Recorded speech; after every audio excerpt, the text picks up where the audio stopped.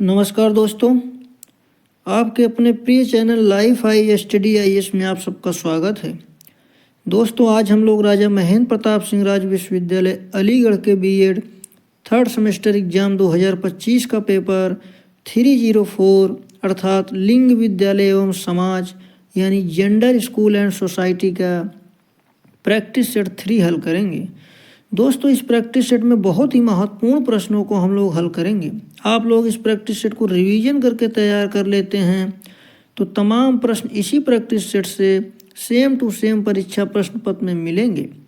दोस्तों, प्रश्नों पर आने से पहले अगर रिक्वेस्ट है, चैनल को अब भी सब्सक्राइब नहीं किए हैं तो प्लीज़ चैनल को सब्सक्राइब जरूर करें और वीडियो को अपने मित्रों तक शेयर करें ताकि ज़्यादा से ज़्यादा छात्र छात्राओं को लाभ मिल सके। साथ ही वीडियो को लाइक कमेंट करके अपनी प्रतिक्रिया जरूर दें। दोस्तों, पहला प्रश्न है, अनौपचारिक शिक्षा व्यवस्था को किसके अनुसार प्राथमिक एवं माध्यमिक शिक्षा का अटूट अंग माना गया? ऑप्शन ए हर्टांग समिति, ऑप्शन बी हंसा मेहता समिति, ऑप्शन सी शिक्षा आयोग, ऑप्शन डी उपर्युक्त सभी। इसका सही जवाब हो जाएगा ऑप्शन सी शिक्षा आयोग। नोट, परिवार अनौपचारिक शिक्षा की मुख्य एजेंसी है। अगला प्रश्न है, शिक्षा के सार्वभौमिकीकरण हेतु औपचारिक विद्यालयों में किस प्रवेश नीति को अपनाया गया है? ऑप्शन ए एक बिंदु प्रवेश, ऑप्शन बी द्विबिंदु प्रवेश, ऑप्शन सी बहुबिंदु प्रवेश, ऑप्शन डी उपर्युक्त सभी। इसका सही जवाब हो जाएगा ऑप्शन बी। इसका सही जवाब हो जाएगा ऑप्शन सी बहुबिंदु प्रवेश। अगला प्रश्न है, अनिवार्य तथा निःशुल्क शिक्षा के मार्ग में आने वाली कठिनाइयां हैं। इसका सही जवाब हो जाएगा ऑप्शन ए दोषपूर्ण शिक्षा नीति, ऑप्शन बी जनसंख्या विस्फोट, ऑप्शन सी अपव्यय एवं अवरोधन, ऑप्शन डी उपर्युक्त सभी। इसका सही जवाब हो जाएगा ऑप्शन डी उपर्युक्त सभी। अगला प्रश्न है, अनिवार्य शिक्षा की प्रगति रिपोर्ट के अनुसार कक्षा 1 से 5 तक छात्रों की संख्या 1989 से 90 में कितनी थी? इसका सही जवाब हो जाएगा ऑप्शन सी 929.4 लाख। अगला प्रश्न है, अनिवार्य शिक्षा की प्रगति रिपोर्ट के अनुसार वर्ष 1989-90 में प्राइमरी स्कूलों में शिक्षकों की संख्या कितनी थी? इसका सही जवाब हो जाएगा ऑप्शन ए 16,01,717। अगला प्रश्न है, अनिवार्य शिक्षा की प्रगति रिपोर्ट के अनुसार 1987-88 में मिडिल स्कूलों में शिक्षकों की संख्या कितनी थी? इसका सही जवाब हो जाएगा ऑप्शन डी 10,14,162। अनिवार्य शिक्षा की प्रगति रिपोर्ट के अनुसार 1987-88 में मिडिल स्कूलों में शिक्षकों की संख्या कितनी थी? 10,14,162।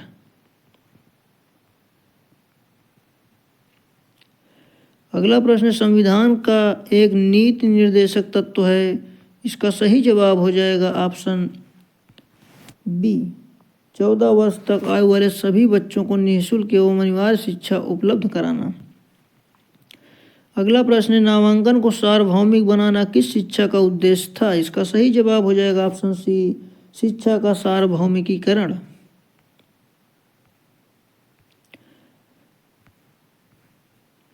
अगला प्रश्न है, यदि हमारे बच्चों को आज शिक्षा से वंचित रखा जाएगा तो भारत की कल की क्या दशा होगी? यह विचार किसके हैं? इसका सही जवाब हो जाएगा ऑप्शन बी जवाहरलाल नेहरू के। अगला प्रश्न है, राज्य इस संविधान के लागू किए जाने के समय से 10 वर्ष के अंदर सभी बच्चों के लिए जब तक वे 14 वर्ष की आयु पूर्ण नहीं कर लेंगे निःशुल्क एवं अनिवार्य शिक्षा प्रदान करने की चेष्टा करेगा, किसका कथन है? इसका सही जवाब हो जाएगा ऑप्शन ए अनुच्छेद 45। अगला प्रश्न है, 6 से 11 आयु वर्ग के बच्चों का कुल नामांकन 1950-51 में कितने प्रतिशत था? इसका सही जवाब हो जाएगा ऑप्शन सी 43%। अगला प्रश्न है, सार्वभौमिक शिक्षा हेतु शिक्षक छात्र का अनुपात क्या था? इसका सही जवाब हो जाएगा ऑप्शन डी 1:40।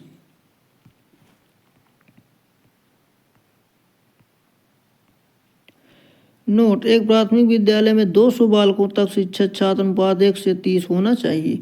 एक प्राथमिक विद्यालय में 200 बालकों से अधिक पर शिक्षक छात्र अनुपात 1:40 से अधिक होना चाहिए, नहीं होना चाहिए।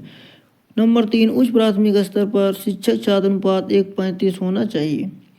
अगला प्रश्न है, शिक्षक प्रशिक्षण की जिम्मेदारी जिला स्तर पर किसे दी गई? इसका सही जवाब हो जाएगा ऑप्शन बी, DIET। अगला प्रश्न है, किस सन में संशोधन करके ऑपरेशन ब्लैक बोर्ड के क्षेत्र को उच्च प्राथमिक विद्यालयों तक विस्तृत कर दिया गया? इसका सही जवाब हो जाएगा ऑप्शन बी, 1992। अगला प्रश्न है, कलकत्ता रेडियो केंद्र किस सन में प्रारंभ हुआ? इसका सही जवाब हो जाएगा ऑप्शन बी, 1937। अगला प्रश्न है, 8वीं पंचवर्षीय योजना के दौरान अनौपचारिक शिक्षा केंद्रों की कितनी संख्या बढ़ाने तक लक्ष्य रखा? इसका सही जवाब हो जाएगा ऑप्शन डी, 3.5 लाख। अगला प्रश्न है, अनौपचारिक शिक्षा कार्यक्रम प्रारंभ में कितने पिछड़े राज्यों में प्रायोगिक रूप से चलाया गया? इसका सही जवाब हो जाएगा ऑप्शन सी, 9 राज्यों में। अगला प्रश्न है, लोकसभा में अनुसूचित जातियों तथा अनुसूचित जनजातियों के लिए स्थानों का आरक्षण होगा किस अनुच्छेद में उल्लेख है? इसका सही जवाब हो जाएगा ऑप्शन ए, अनुच्छेद 330। अनुच्छेद 332 राज्यों की विधानसभाओं में अनुसूचित जाति अनुसूचित जनजाति के लिए सीटों का आरक्षण का प्रावधान करता है।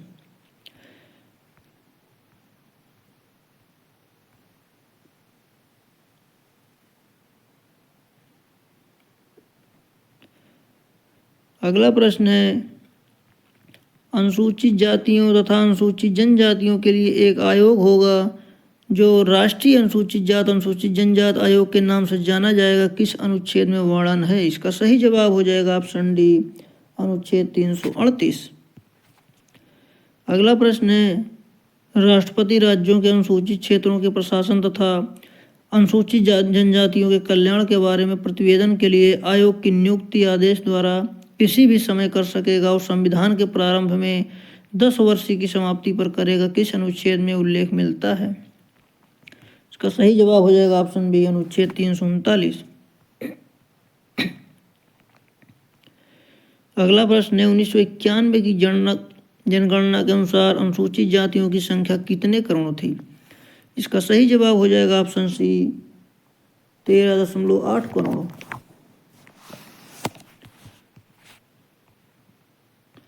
अगला प्रश्न है, 1991 की जनगणना के अनुसार अनुसूचित जनजातियों की संख्या कितनी थी? इसका सही जवाब हो जाएगा ऑप्शन बी, 6.77 करोड़। अगला प्रश्न है, 1981 की जनगणना के अनुसार अनुसूचित जातियों की साक्षरता दर क्या थी? इसका सही जवाब हो जाएगा ऑप्शन डी, 21.38%। अगला प्रश्न है, 1981 की जनगणना के अनुसार अनुसूचित जनजातियों की साक्षरता दर क्या थी? इसका सही जवाब हो जाएगा ऑप्शन सी, 16.4%। अगला प्रश्न है, अनुसूचित जातियों तथा अनुसूचित जनजातियों के शैक्षिक पिछड़ेपन के कारण है। अनुसूचित जाति तथा अनुसूचित जनजातियों के शैक्षिक पिछड़ेपन के कारण है। इसका सही जवाब हो जाएगा ऑप्शन ए, खराब पारिवारिक आर्थिक स्थिति, ऑप्शन बी, माता पिता की निरक्षरता, ऑप्शन सी, रूढ़वादिता, ऑप्शन डी, उपरयुक्त सभी। इसका सही जवाब हो जाएगा ऑप्शन डी, उपरयुक्त सभी। अगला प्रश्न है, ऑपरेशन ब्लैक बोर्ड का संबंध शिक्षा के किस स्तर से है? इसका सही जवाब हो जाएगा ऑप्शन ए, प्राथमिक। अगला प्रश्न है, ऑपरेशन ब्लैक बोर्ड योजना का प्रारंभ किया गया? इसका सही जवाब हो जाएगा ऑप्शन सी, 1987-88 में। अगला प्रश्न है, ऑपरेशन ब्लैक बोर्ड का उद्देश्य था? इसका सही जवाब हो जाएगा ऑप्शन ए, प्रत्येक प्राथमिक विद्यालय में कम से कम 2 शिक्षक, ऑप्शन बी, लिंगानुसार शौचालय एवं कम से कम 2 कमरों की व्यवस्था, ऑप्शन सी, शिक्षण कार्य हेतु ब्लैक बोर्ड, चाक, डस्टर एवं शिक्षण सामग्री की उपलब्धता, ऑप्शन डी, उपरयुक्त सभी। इसका सही जवाब हो जाएगा ऑप्शन डी, उपरयुक्त सभी। अगला प्रश्न है ऑपरेशन ब्लैक बोर्ड योजना की संशोधित रूपरेखा किस सन में तैयार की गई? इसका सही जवाब हो जाएगा ऑप्शन सी 1992। अगला प्रश्न है डीपीईपी की फुल फॉर्म है, इसका सही जवाब हो जाएगा option A district primary education programme. अगला प्रश्न है MIL की फुल फॉर्म है, इसका सही जवाब हो जाएगा option B minimum learning level. अगला प्रश्न है शिक्षा को नीति गुणवत्ता तथा समानता से जोड़ने का प्रयास किस योजना का था? इसका सही जवाब हो जाएगा ऑप्शन सी MLL। अगला प्रश्न है MLL योजना के उद्देश्य हैं, इसका सही जवाब हो जाएगा ऑप्शन ए शिक्षण उपलब्धियों का प्रारंभिक मूल्यांकन, ऑप्शन बी शिक्षकों का प्रारंभिक और पुनरावर्तन अनुस्थापन, ऑप्शन सी यूनिट परीक्षाएं तथा अन्य मूल्यांकन सामग्रियां तैयार करना, ऑप्शन डी उपयुक्त सभी।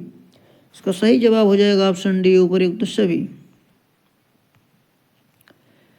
सभी अल्पसंख्यकों को चाहे उनका आधार धर्म हो या भाषा अपनी पसंद की संस्था स्थापित करने तथा प्रशासन करने का अधिकार हो गया है, किस धारा में उल्लेख मिलता है? इसका सही जवाब हो जाएगा ऑप्शन बी धारा 31। अगला प्रश्न है अपव्यय तथा अवरोधन का विचार किस समिति ने दिया? इसका सही जवाब हो जाएगा ऑप्शन सी हर्टांग समिति। अगला प्रश्न है हर्टांग समिति ने किस सन में अपव्यय एवं अवरोधन की समस्या का उल्लेख किया? इसका सही जवाब हो जाएगा ऑप्शन सी 1929। हर्टांग समिति शिक्षा के क्षेत्र में एक महत्वपूर्ण समिति थी जिसे 1929 में ब्रिटिश सरकार द्वारा गठित किया गया था। नंबर 2, समिति का मुख्य उद्देश्य भारत में शिक्षा प्रणाली की समीक्षा करना और सुधार के लिए सिफारिशें करना था। नंबर 3, समिति ने अपनी रिपोर्ट में प्राथमिक शिक्षा में अपव्यय और अवरोधन की समस्याओं पर प्रकाश डाला। अगला प्रश्न है शिक्षा पूरी किए बिना ही किसी स्तर से विद्यालय छोड़ देना क्या कहलाएगा? इसका सही जवाब हो जाएगा ऑप्शन बी अपव्यय। अगला प्रश्न है अपव्यय एवं अवरोधन की समस्या मुख्यतः शिक्षा के किस स्तर पर अधिक पाई जाती है? इसका सही जवाब हो जाएगा ऑप्शन सी प्राथमिक स्तर। अगला प्रश्न है बच्चे का एक ही कक्षा में 1 वर्ष से अधिक समय के लिए रुकना क्या कहलाता है? इसका सही जवाब हो जाएगा ऑप्शन बी अवरोधन। अगला प्रश्न है अपव्यय एवं अवरोधन के कारण हैं, इसका सही जवाब हो जाएगा ऑप्शन ए आर्थिक कारण, ऑप्शन बी सामाजिक कारण, ऑप्शन सी शैक्षिक कारण, ऑप्शन डी उपर्युक्त सभी। इसका सही जवाब हो जाएगा ऑप्शन डी उपर्युक्त सभी। अगला प्रश्न है अपव्यय एवं अवरोधन के अंतर्गत आर्थिक कारण को दूर करने के उपाय हो सकते हैं। इसका सही जवाब हो जाएगा ऑप्शन ए निःशुल्क शिक्षा, भोजन तथा वस्त्र व्यवस्था, ऑप्शन बी छात्रवृत्ति की व्यवस्था, ऑप्शन सी ए और बी दोनों। इसका सही जवाब हो जाएगा ऑप्शन सी ए और बी दोनों। अगला प्रश्न है अपव्यय एवं अवरोधन की समस्या में शारीरिक कारण, इसका सही जवाब हो जाएगा ऑप्शन ए बीमारी, ऑप्शन बी दुर्बलता, ऑप्शन सी विकलांगता, ऑप्शन डी उपर्युक्त सभी। इसका सही जवाब हो जाएगा ऑप्शन डी उपर्युक्त सभी।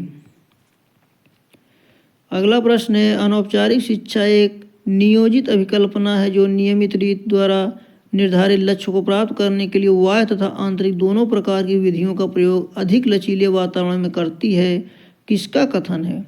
इसका सही जवाब हो जाएगा ऑप्शन बी वार्ड व डेटम।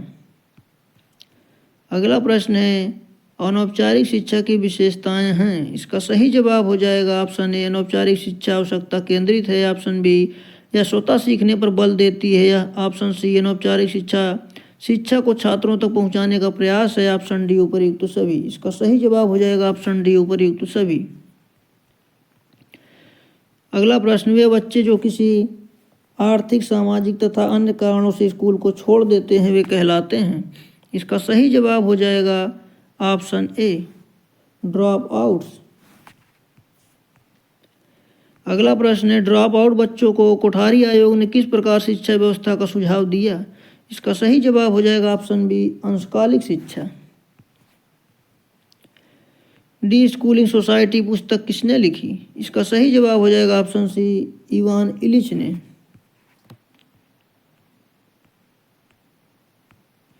स्कूल इज डेड पुस्तक के लेखक कौन है? इसका सही जवाब हो जाएगा ऑप्शन ए, इवान इलिच। राज्य का कर्तव्य है कि वह श्रमिकों को कार्य निर्वाह योग्य मजदूरी, जीवन स्तर की सामग्री, अवकाश के पूर्ण उपयोग के सामाजिक एवं सांस्कृतिक अवसर प्रदान करने का प्रयास करेगा। किस अनुच्छेद में इसका उल्लेख मिलता है? इसका सही जवाब हो जाएगा ऑप्शन बी, अनुच्छेद 43। अगला प्रश्न है, शिक्षा के व्यवसायीकरण के कारण हैं। इसका सही जवाब हो जाएगा ऑप्शन ए, देश के कुटीर उद्योगों को सुरक्षित रखना, ऑप्शन बी, स्वरोजगार की शक्ति का विकास करना, ऑप्शन सी ए और बी दोनों। इसका सही जवाब हो जाएगा ऑप्शन सी ए और बी दोनों।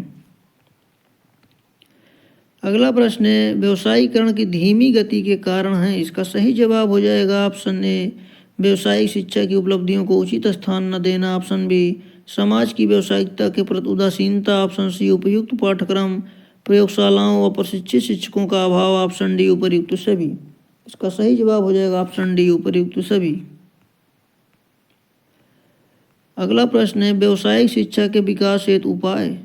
इसका सही जवाब हो जाएगा ऑप्शन ए, व्यावसायिक शिक्षा एवं प्रौद्योगिकी पाठ्यक्रमों का विस्तार, ऑप्शन बी, व्यावसायिक शिक्षा से छात्रों में स्वरोजगार की दक्षताओं को विकसित करना, ऑप्शन सी, ए तथा बी दोनों। इसका सही जवाब हो जाएगा ऑप्शन सी, ए तथा बी दोनों। अगला प्रश्न है, भारत में तकनीकी तथा व्यावसायिक शिक्षा को प्रोत्साहन देने का प्रयास किसने किया? इसका सही जवाब हो जाएगा ऑप्शन सी, कोठारी आयोग। अगला प्रश्न है, किसने सुझाव दिया कक्षा 10 के उपरांत 50% विद्यार्थियों को व्यावसायिक शिक्षा प्रदान करनी चाहिए? इसका सही जवाब हो जाएगा ऑप्शन सी, कोठारी आयोग। अगला प्रश्न है, केंद्र सरकार प्रायोजित माध्यमिक शिक्षा व्यवसायीकरण नामक कार्यक्रम किस सन में शुरू हुआ? इसका सही जवाब हो जाएगा ऑप्शन सी, 1988 में। अगला प्रश्न है, शिक्षा के व्यवसायीकरण की व्यवस्था हेतु सरकार द्वारा किस पंचवर्षीय योजना के तहत 100 करोड़ व्यय करने का प्रावधान किया? इसका सही जवाब हो जाएगा ऑप्शन डी, 9वीं। अगला प्रश्न है, ICDS का पूर्ण रूप क्या है? इसका सही जवाब हो जाएगा ऑप्शन ए, integrated child development services. ICDS का पूर्ण रूप क्या है? Option A, integrated child development services. अगला प्रश्न है, व्यवसायिक शिक्षा की एक सुव्यवस्थित एवं सुविचारित नीति की परिकल्पना किसके द्वारा की गई? इसका सही जवाब हो जाएगा ऑप्शन सी, राष्ट्रीय शिक्षा नीति। अगला प्रश्न है, किसने सुझाव दिया व्यावसायिक शिक्षा को सक्रिय भागीदारी के रूप में सामान्य विद्यालयों में संचालित किया जाना चाहिए? इसका सही जवाब हो जाएगा ऑप्शन बी, NCERT। अगला प्रश्न है, सरकारी तथा गैर सरकारी सहायता प्राप्त माध्यमिक विद्यालयों पर नियंत्रण रखा जाता है? इसका सही जवाब हो जाएगा ऑप्शन बी, शिक्षा विधान के अनुसार। अगला प्रश्न है, उत्तर प्रदेश में माध्यमिक शिक्षा का संगठन कितने स्तरों में विभाजित है? इसका सही जवाब हो जाएगा ऑप्शन बी, 3 स्तर। अगला प्रश्न है, राज्य में माध्यमिक विद्यालयों के प्रकार हैं? इसका सही जवाब हो जाएगा ऑप्शन ए, 5। अगला प्रश्न है, माध्यमिक शिक्षा निदेशालय का कैंप कार्यालय है? इसका सही जवाब हो जाएगा ऑप्शन बी, लखनऊ में। अगला प्रश्न है, माध्यमिक शिक्षा निदेशालय इलाहाबाद में उप निदेशकों की कितनी कोटि है? इसका सही जवाब हो जाएगा ऑप्शन ए, 6। अगला प्रश्न है, माध्यमिक शिक्षा परिषद की स्थापना कब हुई? इसका सही जवाब हो जाएगा ऑप्शन डी, सन 1921 में। अगला प्रश्न है, माध्यमिक शिक्षा परिषद के सदस्यों का कार्यकाल कितने वर्ष का होता है? इसका सही जवाब हो जाएगा ऑप्शन ए, 3 वर्ष। अगला प्रश्न है, किसी माध्यमिक विद्यालय को मान्यता देने के लिए माध्यमिक शिक्षा बोर्ड रिपोर्ट मांगता है? इसका सही जवाब हो जाएगा ऑप्शन सी, जिले के DIOS से। किसके द्वारा निम्नलिखित माध्यमिक स्तर के विद्यालयों का निरीक्षण किया जाता है? इसका सही जवाब हो जाएगा ऑप्शन ए, उप जिला विद्यालय निरीक्षक। अखिल भारतीय माध्यमिक शिक्षा परिषद की स्थापना हुई? इसका सही जवाब हो जाएगा ऑप्शन बी, 1955 में। अगला प्रश्न है, कोठारी आयोग के अनुसार किन कक्षाओं को प्राथमिक कक्षा माना गया? इसका सही जवाब हो जाएगा 1 से 5। अगला प्रश्न है, प्राथमिक कक्षाओं के लक्ष्य को प्राप्त करने में प्रमुख कठिनाई क्या है? इसका सही जवाब हो जाएगा ऑप्शन सी, जनसंख्या वृद्धि। अगला प्रश्न है, जिला स्तर पर प्राथमिक शिक्षा किस अधिकारी के नियंत्रण में होती है? इसका सही जवाब हो जाएगा ऑप्शन ए, बेसिक शिक्षा अधिकारी। अगला प्रश्न है, माध्यमिक शिक्षा आयोग ने पाठ्यक्रम के विषय में सुझाव नहीं दिया। इसका सही जवाब हो जाएगा ऑप्शन सी, पाठ्यक्रम एक दूसरे से संबंधित हो। अगला प्रश्न है, बालिकाओं का पाठ्यक्रम कैसा होना चाहिए? इसका सही जवाब हो जाएगा ऑप्शन ए, कुछ समान कुछ भिन्न होना चाहिए। अगला प्रश्न है, प्रारंभिक शिक्षा आरटीआई अधिनियम में कौन सी कक्षा उल्लिखित है? इसका सही जवाब हो जाएगा ऑप्शन सी, कक्षा 6 से 8। अगला प्रश्न है, माध्यमिक स्कूल की गुणवत्ता में सुधार के लिए मार्च 2009 में कौन सी योजना शुरू की गई थी? इसका सही जवाब हो जाएगा ऑप्शन ए, RMSA। अगला प्रश्न है, भारत में प्रारंभिक शिक्षा के सार्वभौमिकीकरण के लिए निम्न में से किसका एक हस्तक्षेप के रूप में उपयोग किया गया? इसका सही जवाब हो जाएगा ऑप्शन ए, सर्व शिक्षा अभियान। अगला प्रश्न है, प्राथमिक स्तर पर निरौपचारिक शिक्षा कब प्रारंभ की गई? इसका सही जवाब हो जाएगा ऑप्शन बी, सन 1975 में। किस देश ने सबसे पहले अपने यहाँ प्राथमिक शिक्षा की व्यवस्था की? इसका सही जवाब हो जाएगा ऑप्शन बी, स्वीडन।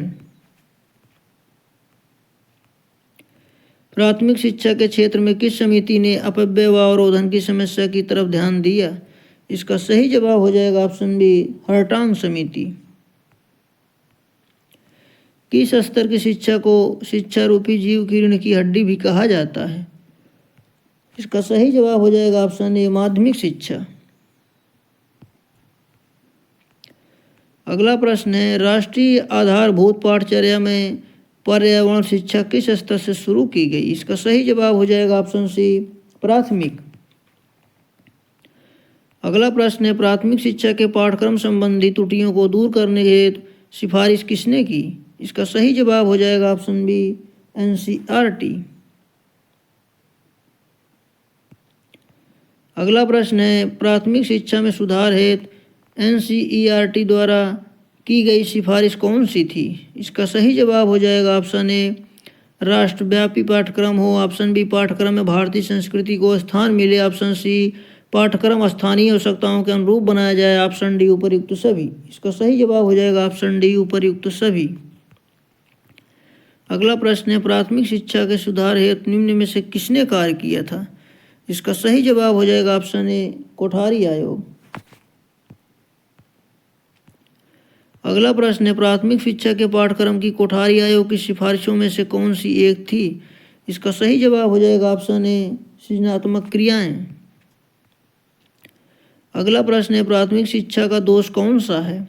इसका सही जवाब हो जाएगा ऑप्शन ए, पाठ्य पुस्तकों का अभाव। ऑप्शन बी, प्रशिक्षित अध्यापक का अभाव। ऑप्शन सी, नीरस पाठ्यक्रम। ऑप्शन डी, उपयुक्त सभी। इसका सही जवाब हो जाएगा ऑप्शन डी, उपयुक्त सभी। अगला प्रश्न है, प्राथमिक शिक्षा का संबंध किसी एक जाति या धर्म से नहीं बल्कि देश की संपूर्ण जनता के साथ है। यह कथन किसका है? इसका सही जवाब हो जाएगा ऑप्शन डी, KG सैयदेन। अगला प्रश्न है, नई शिक्षा नीति 2020 के अंतर्गत उच्च शिक्षण संस्थानों में सकल नामांकन अनुपात को 26.3 से बढ़ाकर कितने प्रतिशत तक लक्ष्य रखा गया है? इसका सही जवाब हो जाएगा ऑप्शन ए, 50%।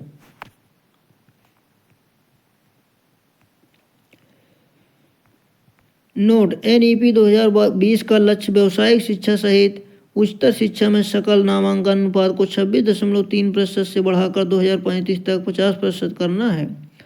अगला प्रश्न है, प्राथमिक शिक्षा का कौन सा उद्देश्य है? इसका सही जवाब हो जाएगा ऑप्शन ए आत्मनिर्भर बनाना, ऑप्शन बी व्यावसायिक क्षमता बढ़ाना, ऑप्शन सी सर्वांगीण विकास करना, ऑप्शन डी उपर्युक्त सभी। इसका सही जवाब हो जाएगा ऑप्शन डी उपर्युक्त सभी। अगला प्रश्न है, माध्यमिक शिक्षा के अंतर्गत कौन सा शिक्षा संस्थान आता है? इसका सही जवाब हो जाएगा option A craft polytechnic, option B BTC, option C inter college, option D A तथा सी दोनों। इसका सही जवाब हो जाएगा ऑप्शन डी ए तथा सी दोनों, यानी क्राफ्ट पॉलिटेक्निक और इंटर कॉलेज। अगला प्रश्न है, प्राथमिक शिक्षा का संबंध है? इसका सही जवाब हो जाएगा ऑप्शन बी कक्षा 1 से 5 तक की शिक्षा की। अगला प्रश्न है, अनिवार्य प्राथमिक शिक्षा का बिल किसने सरकार के समक्ष प्रस्तुत किया? इसका सही जवाब हो जाएगा ऑप्शन डी गोपाल कृष्ण गोखले।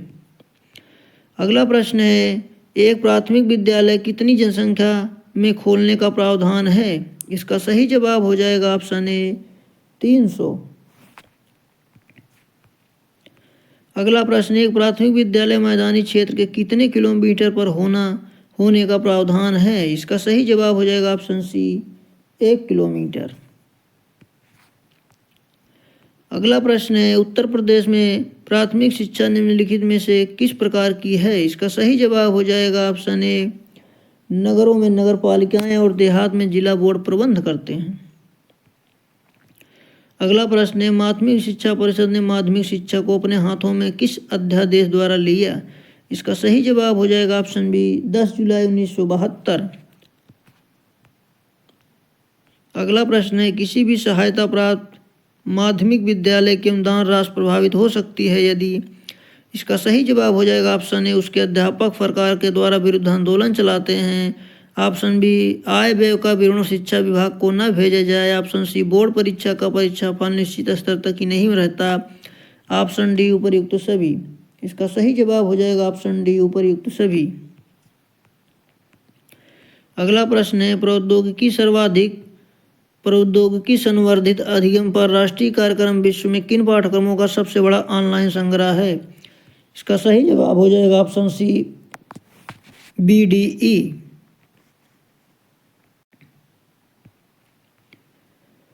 अगला प्रश्न है, भारत में UGC के कितने क्षेत्रीय केंद्र हैं? इसका सही जवाब हो जाएगा ऑप्शन सी 6।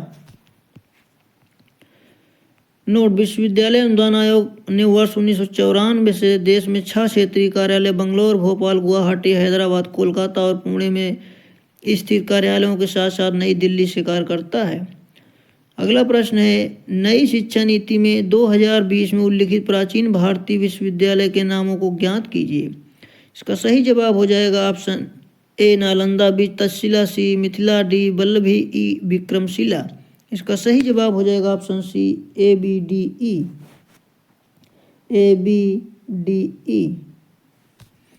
ये प्राचीन भारतीय विश्वविद्यालय हैं। अगला प्रश्न है, नई शिक्षा नीति 2020 के अनुसार एक 4 वर्षीय समेकित शिक्षक तैयारी कार्यक्रम की शुरुआत करने हेतु सभी शिक्षा संस्थानों को बहुविषयक संस्थानों के रूप में निम्न में से किस वर्ष तक परिवर्तित करना होगा? इसका सही जवाब हो जाएगा ऑप्शन ए 2030। अगला प्रश्न है, उत्तर प्रदेश आयुर्विज्ञान विश्वविद्यालय कहाँ है? इसका सही जवाब हो जाएगा ऑप्शन ए इटावा। अगला प्रश्न है, कौन सा लेख शोषण के विरुद्ध अधिकार के अंतर्गत आता है? इसका सही जवाब हो जाएगा ऑप्शन सी लेख 23 से 24। अगला प्रश्न है, संविधान संशोधन के तहत निम्नलिखित में से कौन सा मूल कर्तव्य है? इसका सही जवाब हो जाएगा ऑप्शन डी 86। अगला प्रश्न है, माध्यमिक शिक्षा आयोग के अध्यक्ष कौन थे? इसका सही जवाब हो जाएगा ऑप्शन बी स्वामी मुदालियर। अगला प्रश्न है, राष्ट्रीय शिक्षा नीति 1986 किस प्रधानमंत्री के कार्यकाल के दौरान लागू की गई थी? इसका सही जवाब हो जाएगा ऑप्शन बी राजीव गांधी। अगला प्रश्न है, राष्ट्रीय शिक्षा नीति 1986 कितने भागों में विभाजित है? इसका सही जवाब हो जाएगा ऑप्शन सी 12। अगला प्रश्न है मुदालियर आयोग ने माध्यमिक स्तर के पाठ्यक्रम को कितने भागों में विभाजित किया? इसका सही जवाब हो जाएगा ऑप्शन बी 7। अगला प्रश्न है ताराचंद समिति का गठन क्यों किया गया? इसका सही जवाब हो जाएगा ऑप्शन ए प्राथमिक शिक्षा, ऑप्शन बी माध्यमिक शिक्षा, ऑप्शन डी उच्च शिक्षा, ऑप्शन डी उपर्युक्त सभी। इसका सही जवाब हो जाएगा ऑप्शन डी उपर्युक्त सभी। सबसे पहले एक बहुउद्देशीय स्कूल खोलने का सुझाव दिया। इसका सही जवाब हो जाएगा ऑप्शन बी ताराचंद समिति। अगला प्रश्न है सही शिक्षा अधिनियम कब लागू हुआ? इसका सही जवाब हो जाएगा ऑप्शन ए सन 2010 में। निम्न में से कौन सा यूईई का लक्ष्य नहीं है? इसका सही जवाब हो जाएगा ऑप्शन डी सार्वभौमिक प्रयास। अगला प्रश्न है भारत सरकार ने किस वर्ष में एसएसए की शुरुआत की? इसका सही जवाब हो जाएगा ऑप्शन बी 2001-2। अगला प्रश्न है कौन सी शिक्षा के अधिकार को संविधान संशोधन में मौलिक अधिकार बना दिया गया? इसका सही जवाब हो जाएगा ऑप्शन सी 86। कौन से शिक्षा के अधिकार को संविधान संशोधन में मौलिक अधिकार बना दिया गया? 86 ऑप्शन सी। अगला प्रश्न है केंद्रीय शिक्षा सलाहकार बोर्ड की स्थापना कब की गई? इसका सही जवाब हो जाएगा ऑप्शन ए 1920 में। अगला प्रश्न है कौन से शैक्षिक असमानता के कारण वर्ग भेद है? इसका सही जवाब हो जाएगा ऑप्शन ए वर्ग भेद, ऑप्शन बी आर्थिक विषमता, ऑप्शन सी लड़कों और लड़कियों की शिक्षा में असमानता, ऑप्शन डी उपर्युक्त सभी। कौन से शैक्षिक असमानता के कारण है? ऑप्शन डी उपर्युक्त सभी। अगला प्रश्न है किस अनुच्छेद में भारतीय संविधान में अस्पृश्यता की रोकथाम का प्रावधान है? इसका सही जवाब हो जाएगा ऑप्शन बी अधिनियम 17। अगला प्रश्न है केंद्र सरकार की प्रमुख शिक्षा नीतियों में शामिल है? इसका सही जवाब हो जाएगा ऑप्शन सी राष्ट्रीय शिक्षा नीति। शिक्षा गारंटी योजना किस योजना का एक महत्वपूर्ण घटक है? इसका सही जवाब हो जाएगा ऑप्शन बी सर्व शिक्षा अभियान। अगला प्रश्न है भारतीय उच्च शिक्षा आयोग के कार्यों के प्रभावी निष्पादन हेतु कितने निकाय हैं? इसका सही जवाब हो जाएगा ऑप्शन सी 4। अगला प्रश्न है सामाजिक वर्ग में वंचित वर्ग में कौन है? इसका सही जवाब हो जाएगा ऑप्शन ए अनुसूचित जाति, ऑप्शन बी अनुसूचित जनजाति, ऑप्शन सी अन्य पिछड़ा वर्ग, ऑप्शन डी उपर्युक्त सभी। इसका सही जवाब हो जाएगा ऑप्शन डी उपर्युक्त सभी। वंचितों की शिक्षा की कमी का कारण क्या है? इसका सही जवाब हो जाएगा ऑप्शन ए समाज में फैली कुरीति और कुप्रथाएं, ऑप्शन बी भाषा की समस्या, ऑप्शन सी अशिक्षा तथा माता पिता की गरीबी, ऑप्शन डी उपर्युक्त सभी। इसका सही जवाब हो जाएगा ऑप्शन डी उपर्युक्त सभी।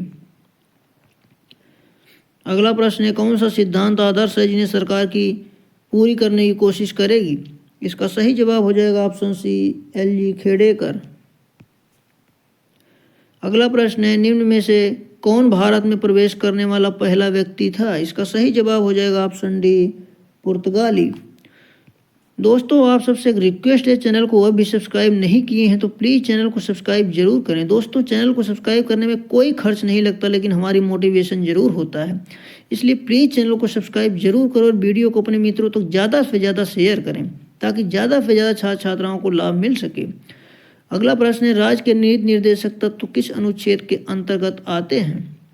इसका सही जवाब हो जाएगा ऑप्शन सी 37 से 51। अगला प्रश्न है प्रथम भारतीय विश्वविद्यालय आयोग कब नियुक्त किया गया? इसका सही जवाब हो जाएगा ऑप्शन बी 1902।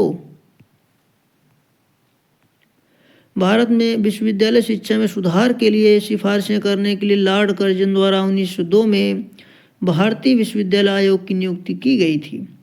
अगला प्रश्न है सजा के मामले में व्यक्तिगत अंतर के किन पहलुओं के विनियमन व्यवहार की स्कूली शिक्षा में महत्वपूर्ण भूमिका निभाने की संभावना है? इसका सही जवाब हो जाएगा ऑप्शन सी छात्रों की सामाजिक सांस्कृतिक पृष्ठभूमि।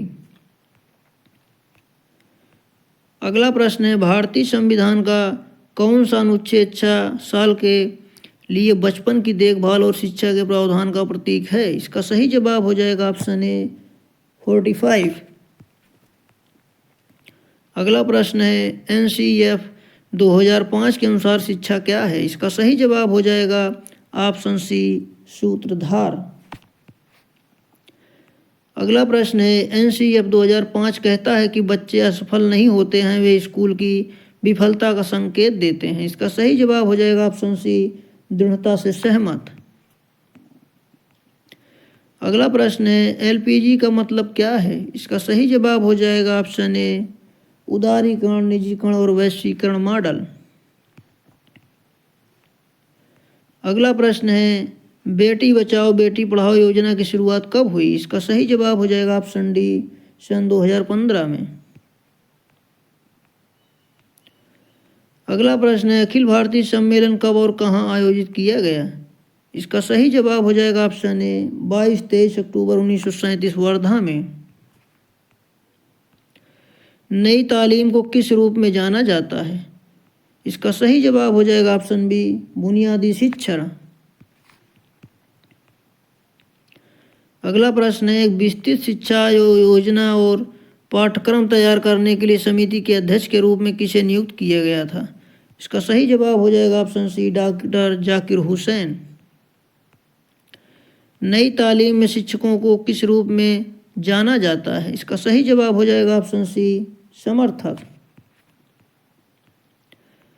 अगला प्रश्न है गांधी जी ने 1937 में नई तालीम को प्राप्त करने के लिए किस शब्द की अवधारणा शुरू की? इसका सही जवाब हो जाएगा ऑप्शन डी ग्राम स्वराज। अगला प्रश्न है भारत में खुलने वाले प्रथम विश्वविद्यालयों में कौन सा नहीं था? इसका सही जवाब हो जाएगा ऑप्शन ए लाहौर। अगला प्रश्न है प्रथम 3 विश्वविद्यालय किसकी सिफारिश पर खुले? इसका सही जवाब हो जाएगा ऑप्शन डी वुड डिस्पैच। अगला प्रश्न है नोट भारतीय शिक्षा का मैग्ना कार्टा कहे जाने वाले 1854 के चार्ल्स वुड के डिस्पैच को आधार बनाकर लंदन विश्वविद्यालय की तर्ज पर ब्रिटिश भारत में 3 विश्वविद्यालय कोलकाता, मद्रास एवं मुंबई की स्थापना 1857 ईस्वी में की गई थी। नंबर 2 महादेव गोविंद रानाडे के प्रयत्न से मुंबई में प्रथम महिला विश्वविद्यालय की स्थापना हुई। अगला प्रश्न है निम्नलिखित में से कौन सा विश्वविद्यालय खुला विश्वविद्यालय है? इसका सही जवाब हो जाएगा ऑप्शन डी नालंदा विश्वविद्यालय। नोट मुक्त विश्वविद्यालय, खुला विश्वविद्यालय, ओपन यूनिवर्सिटी ऐसे विश्वविद्यालय होते हैं जो दूरस्थ शिक्षा के उद्देश्य से स्थापित किए जाते हैं। जैसे नंबर 1 इंदिरा गांधी राष्ट्रीय खुला विश्वविद्यालय नई दिल्ली, डॉक्टर BR अम्बेडकर खुला विश्वविद्यालय आंध्र प्रदेश, वर्धमान महावीर खुला विश्वविद्यालय राजस्थान, नालंदा खुला विश्वविद्यालय बिहार, यशवंत राव चव्हाण महाराष्ट्र खुला विश्वविद्यालय महाराष्ट्र, मध्य प्रदेश भोज खुला विश्वविद्यालय मध्य प्रदेश, डॉक्टर बाबा साहेब अम्बेडकर खुला विश्वविद्यालय गुजरात, कर्नाटक राज्य विश्वविद्यालय कर्नाटक, नेताजी खुला विश्वविद्यालय पश्चिम बंगाल, उत्तर प्रदेश राजेश टंडन मुक्त विश्वविद्यालय उत्तर प्रदेश, तमिलनाडु खुला विश्वविद्यालय तमिलनाडु, पंडित सुंदरलाल शर्मा खुला विश्वविद्यालय छत्तीसगढ़, उत्तराखंड मुक्त विश्वविद्यालय उत्तराखंड, के हैंडकी राज्य विश्वविद्यालय असम, यूपी में ओपन विश्वविद्यालय।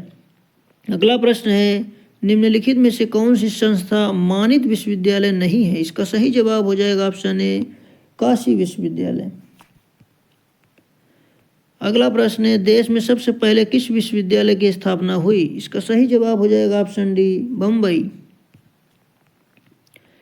अगला प्रश्न है जो समिति भारत में मानवाधिकार आयोग के नाम को प्रस्तावित करती है उसके अध्यक्ष होते हैं?